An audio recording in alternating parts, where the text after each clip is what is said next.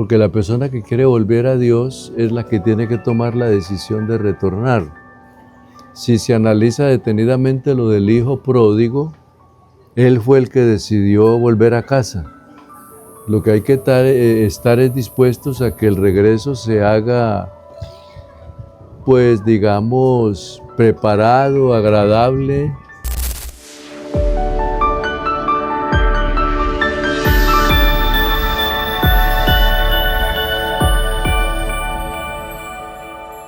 Dios les bendiga, saludarles en el nombre de Jesús. Hoy nos encontramos en una nueva entrevista con Somos Uno. Es una bendición poder compartir y esperamos que esta entrevista sea de bendición para tu vida y para tu familia. Hoy nos encontramos con nuestra hermana Merari. Amén. Gracias, Pastor Jairo. Que el Señor les bendiga a cada uno de los oyentes. La verdad es un honor y un privilegio poder tener aquí a nuestro pastor, Reinel Galvis, invitado desde Colombia. Amén. Pastor, salúdenos. Gracias, un saludo muy cordial en el nombre de Jesús. A la hermana Merari, a todo su equipo de trabajo acá. Y también a todos los que de una u otra forma escucharán esta grabación en cualquier lugar donde la puedan observar también. Saludos en el nombre de Jesús. Amén. Amén, Pastor. Bueno, Pastor, una de las preguntas con las que vamos a empezar, pues, ¿cuál sería el proceso para que alguien que se haya apartado del camino del Señor, pues, vuelva a los caminos de Dios? Sabemos muy bien que la iglesia, pues, ha crecido muchísimo, pero así como también han llegado las almas, también ha habido hermanos quienes se han apartado del evangelio y han ido por otros caminos. ¿Qué consejo usted nos daría? Bueno, realmente pues es algo como tan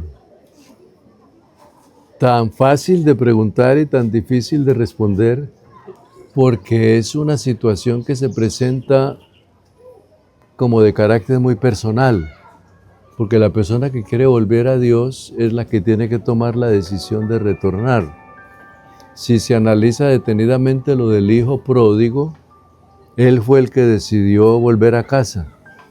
Lo que hay que estar es dispuestos a que el regreso se haga, pues digamos, preparado, agradable, demostrando que se quiere volver a tener en casa, pero casi la decisión es de la persona que está apartada. Ahora, si Dios utiliza a alguien para traer a otra persona, esa es la persona que tiene que pedirle a Dios que lo dirija y lo ayude para poder que por el Espíritu Santo convenza a la persona que necesita retornar otra vez. Pero en términos general, el que retornó a casa llegó con la incertidumbre si lo aceptarían o no. Y pues la satisfacción es que había puerta abierta, corazón abierto, padre dispuesto y una fiesta cuando regresó. Amén, Pastor. Acaba de decir, gran parte o casi la responsabilidad de volver es de aquel que se ha apartado de los caminos del Señor. Mirando la palabra del Señor y la parábola de la moneda perdida, esa moneda que se perdió en casa, si bien el que se aparta de manera total de la iglesia, deja de congregar, deja de asistir, deja de ser un miembro activo, él entiende que necesita volver. Pero ¿qué hay de aquellos hermanos que estando en casa no encuentran el lugar o no están ubicados en la posición que verdaderamente Dios tiene para ellos? ¿Están perdidos dentro de casa? ¿Qué se pudiera hacer con ellos o qué pudieran hacer ellos para encontrar ese propósito divino dentro de la iglesia? Las parábolas se encierran como una enseñanza y al mismo tiempo encierran como una situación. Tendríamos que analizar detenidamente que la dracma o la moneda perdida obedece a que se embolató, se perdió más por un descuido. Y a veces hay cosas en la vida que la persona, por el descuido, permite que no sucedan o desaparezcan o cosas similares. La historia israelita dice que había unas palabras de compromiso Y en esas palabras de compromiso era que él le dejaba a la familia y a la muchacha unas monedas para cuando él retornara de su viaje, las contaran y vieran los meses que hacían falta o los días para formar su hogar. Entonces ahí la incertidumbre es que la moneda se pierde, pero la situación se presenta para la persona que la busca, porque tendría que pasar la vergüenza de decirle, mira, dejaste 10 monedas y se me perdió una, pero ¿por qué se te perdió? Si estabas tú aquí, ¿pasó algo o qué? Entonces ahí el descuido de la persona es haber dejado embolatar algo en la misma casa, pero la vergüenza la pasa a la misma persona. O sea, se le perdió algo en casa, como el descuido que hay cuando alguien que teniéndolo todo, o en la iglesia, o en la doctrina, o en la palabra, se descuida del conocimiento y comete algún error teniendo la enseñanza de que no se podía hacer y lo hizo. Entonces ahí lleva a que la vergüenza es, y usted estuvo en el culto, sí, oyó la predicación, sí, es bautizado, sí, recibió el Espíritu Santo, sí, y ahora ¿por qué cometió eso? Entonces fue el descuido de la persona que le hace caer en el error. Pero casi la pérdida es como algo muy directo al que tenía que guardar las cosas y no las guardó y pasó la vergüenza que no tenía que pasar, más o menos. Amén, amén, pastor. Pastor, así. estos días el Señor nos ha estado hablando acerca de la fidelidad, y esa fidelidad está directamente relacionada al servicio que Dios exige de nosotros. Un consejo para todos aquellos que anhelan y desean servir al Señor y hacerlo de la manera que Dios exige, que Dios requiere, que Dios demanda, pero que aún no han sido sellados con el Espíritu Santo. En la señal de hablar en él.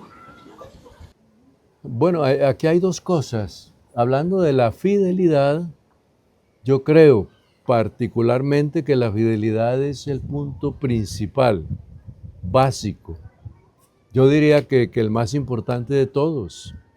Cuando Él llama a sus discípulos o habla acerca de lo que es seguirlo a Él habla acerca de sé fiel hasta la muerte y yo te daré la corona de la vida. Está hablando de una fidelidad, no es como contemporánea ni momentánea, sino de siempre. Y al hablar en el Salmo 101, mis ojos pondré sobre los fieles de la tierra para que estén conmigo, quiere decir entonces que Dios pide o exige una fidelidad de todo el tiempo. Esa fidelidad es la que hace que la persona logre recibir lo que Dios le quiere dar, porque más que capacidad y conocimiento, intelectualidad, características, talentos, dones y podríamos decir habilidades, lo principal de todo es ser fiel.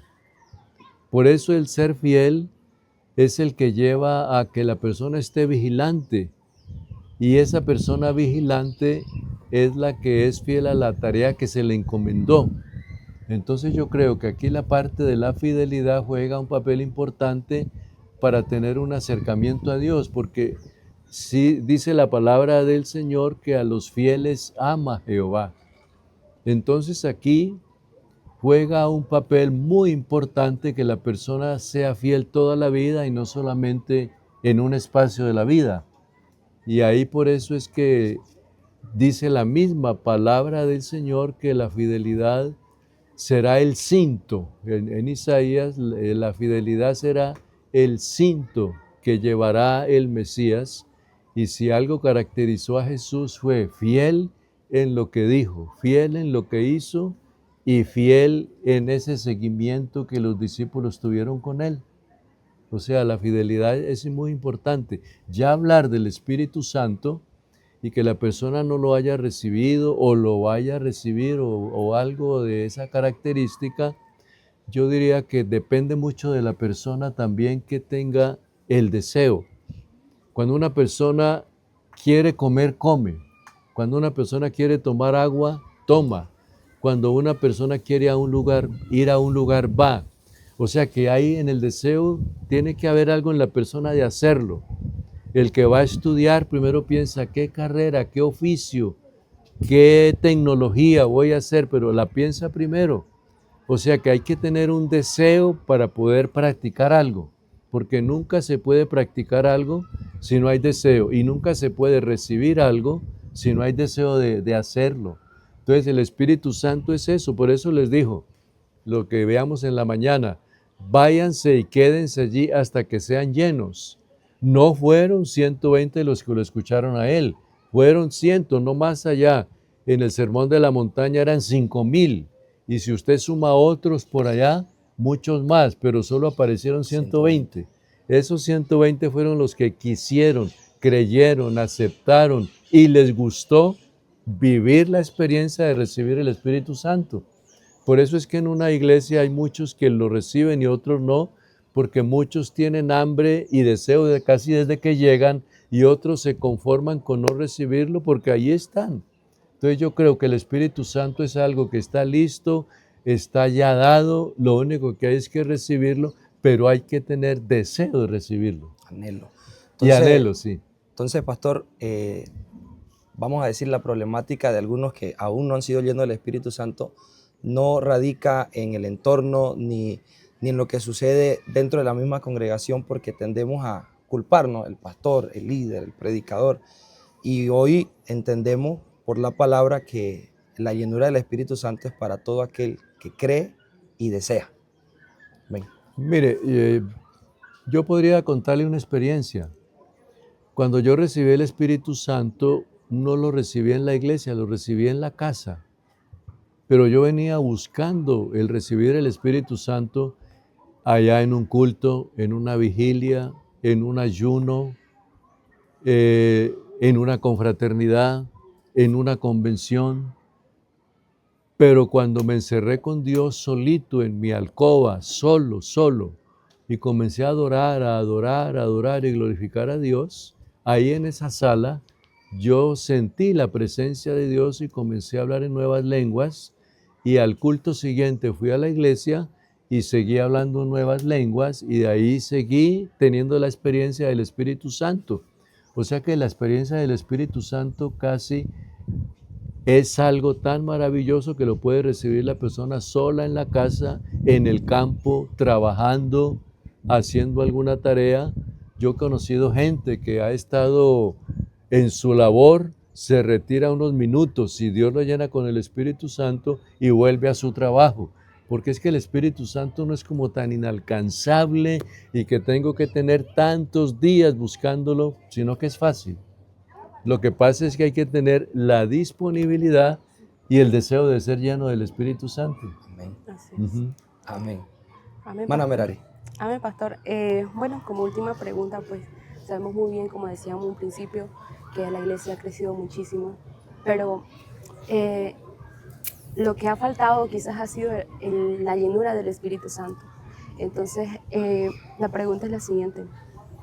¿Cómo puede empezar un avivamiento dentro de la iglesia aquí en Bolivia? ¿Cuál es ese consejo, esa manera? Es decir, a ese hermano, ¿qué es lo que falta? ¿Cómo lo ve usted? ¿Qué podría dar más para que el Señor pudiera derramar de su presencia? Sabemos muy bien que el Señor siempre está dispuesto para llenar a cada uno de nosotros, pero ¿qué es lo que nos hace falta a nosotros? Mire, Merari, Pastor. yo creo que yo les aconsejo, cuando piensen en avivamiento, a veces se confunde el avivamiento con el escándalo, con la bulla, con la alabanza, con todo, y el avivamiento es algo muy personal. El avivamiento no está ni en el canto, porque mire, si usted observa detenidamente, Elías estaba en una cueva. Cuando él escucha el estruendo, él se asoma y pasa el estruendo. Cuando mete otra vez su cabeza o algo así, escucha como otro ruido distinto, un gran viento, y sale y ya aparece el viento. Escucha una cantidad de cosas, entonces uno dice, ¿ahí dónde está la presencia de Dios? ¿O en el fuego, o en el ruido, o en el momento tal? No, pero dice que escuchó un silbo apacible y delicado. Y ese silbidito es lo que hace que salga, y ahí estaba la voz de Dios. ¿Qué haces aquí, Elías? No fue en el trueno, ni en el escándalo, ni nada, sino en el momento como más sutil de lo que se vivía. Y ahí es donde ya habla. Si ustedes buscan detenidamente, el avivamiento en Gales comenzó con la lectura de un salmo. El avivamiento en la calle Azusa comenzó con que algunos sentían que Dios podía derramar el Espíritu Santo y ser llenos, y comenzaron a inclinar la cabeza y fueron buscando a Dios y se arrodillaron, resultaron hablando en lenguas, y resulta el avivamiento de Azusa. Y era tanto el avivamiento que no era problema tirarse en el piso y meter la cabeza en un sitio por allá donde no les vieran, y otro allá, y se regó esa manera, pero no habían instrumentos. Fue solo como un toque divino de Dios y comenzó el avivamiento. Los avivamientos han comenzado es como con ese acercamiento que Dios tiene con una persona, y esa visión y esa carga y esa forma de ser compungido con lo que Dios está haciendo, y la persona resulta que está en medio de 10 o de 20 y es el único que siente el toque. Y esa persona resulta orando y clamando y pidiendo, y se le agrega uno, se le agrega otro, se le agrega otro, y así va comenzando lo que es la conexión. Pero entonces el avivamiento depende mucho, casi es de una sola persona. Por eso cuando están en el culto, ustedes notarán que a veces dice, vamos a alabar a Dios, y hay 4 que levantan la mano y hay 50 que no la levantan. Pero el avivamiento casi no es que todos levantan, todos gritan, todos dicen, sino que hay unas personas selectas. Dios trabaja con esas personas selectas, y el avivamiento cualquier día puede comenzar con un mensaje, con una predicación, con la lectura, con un salmo, y ahí se va derramando la gloria de Dios. Y cuando se dice de los hermanos Evans allá en Londres, es precisamente en Gales. Yo estuve en esa casa del avivamiento, que leyeron un salmo, y ese salmo se derramó la presencia de Dios y comenzaron a hablar en otras lenguas, y después se fueron a las casas, y en las casas siguieron hablando en otras lenguas, se fueron al trabajo, y en el trabajo resultaron hablando, y se convirtió gente en la casa, gente en el trabajo, gente en las calles, y fue un avivamiento muy bonito que comenzó con 1 o con 2. Entonces, el avivamiento, Dios puede usar una persona que esté cerquita de Dios y tenga hambre de que Dios se manifieste. Aleluya. Gloria a que Dios. esté dispuesta, ¿no? Exactamente, sí. Amén. Amén, pastor. Quedamos muy agradecidos con Dios y creemos. La iglesia en Bolivia está por cumplir los 60 años y esperamos en poco tiempo un despertar, un avivamiento, y Dios está buscando en este tiempo jóvenes, señoritas, hermanos, que estén dispuestas a creerle al Señor y decirle, Señor, úsame para que a través de mi vida haya un avivamiento. Pastor, hermana Merari, si se pueden despedir. Amén. Pastor, como decía un principio, es un privilegio y un honor muy grande poder tener esta oportunidad. Y gracias al Señor, y gracias también a usted por los consejos que nos da. Y decirle, ¿no?, a la audiencia que tomemos en cuenta en verdad todos los consejos de cada uno de los pastores quienes han estado pasando por el distrito número 3. Tomémoslos en cuenta y pongámoslos en práctica. Dios les bendiga a cada uno de ustedes. Amén, Dios les bendiga. Y algo grandioso tiene Dios con Bolivia. Amén. Si ustedes analizan este distrito número 3, estamos acá en el 3, está cumpliendo 44. La edad de los 44 es la edad cuando entraron a ese lugar que fue difícil y fue duro, porque fueron 120 años, 40 entre los tiempos de Egipto y Madián. Los otros 40 cuando salieron de allí y estuvieron en el desierto. Y los otros 40 cuando ya estaban para entrar a la tierra prometida. Ahí están los 120 de Moisés. Por eso cuando él llega a la parte alta, el Señor lo llama y le dice, ven acá, y ahí mira, allá es donde va a entrar Israel. Señor, yo quisiera, no, ya no entrarás, pero allá está, mira el río a la distancia, mira la montaña allá, mira aquello. O sea que quiere decir que ustedes están en una etapa que con un poco de esfuerzo van a conseguir muchas cosas, porque ya pasaron los primeros 40, Amén. que fueron los de acople, los de que saldrán o salieron de la esclavitud.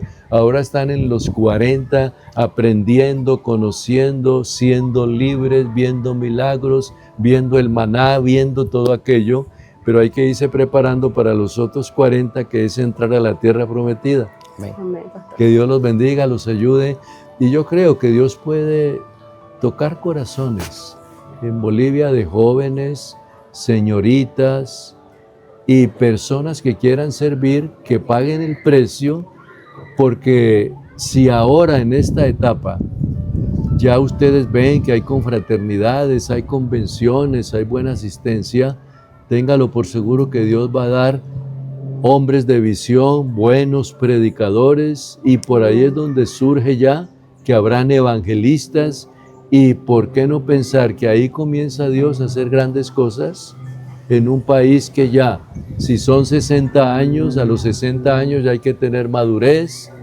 Una persona a los 60 años ya tiene su carrera definida, su hogar definido, porque va a pensar a casarse en los 60 o a los 70, ya está como tarde, pero a los 60 ya está realizado. A los 60 ya sabe dónde trabaja, qué tiene, ya tiene la casita que quería, el auto que tenía. A los 60 ya lo que tienes que avanzar ya más. Ya son los 60 que van a venir y hay que estar muy listo para lo que Dios va a hacer. Amén, Amén. pastor.